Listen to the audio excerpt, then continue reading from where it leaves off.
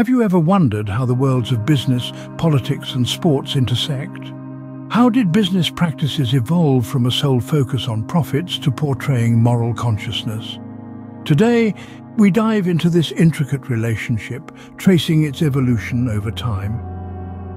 The story begins in the early days of capitalism, where companies were single-minded in their pursuit of profits.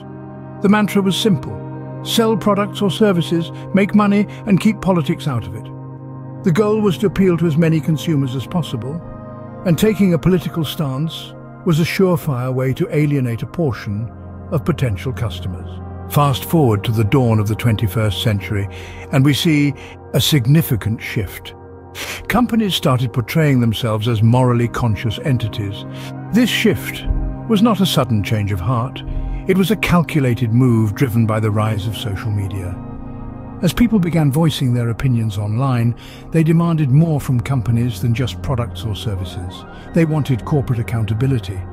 They wanted businesses to reflect their values. This shift in consumer expectations led to a change in business practices.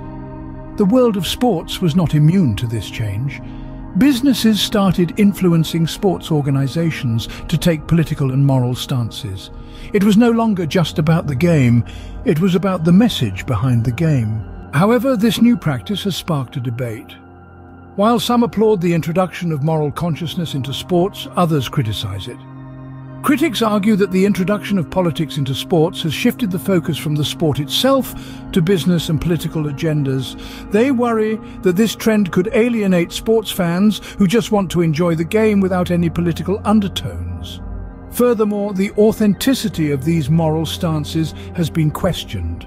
Are companies genuinely committed to these causes, or is it just a marketing strategy to appeal to a broader audience? The answer remains unclear. In summary, the intersection of business, politics and sports is a complex one.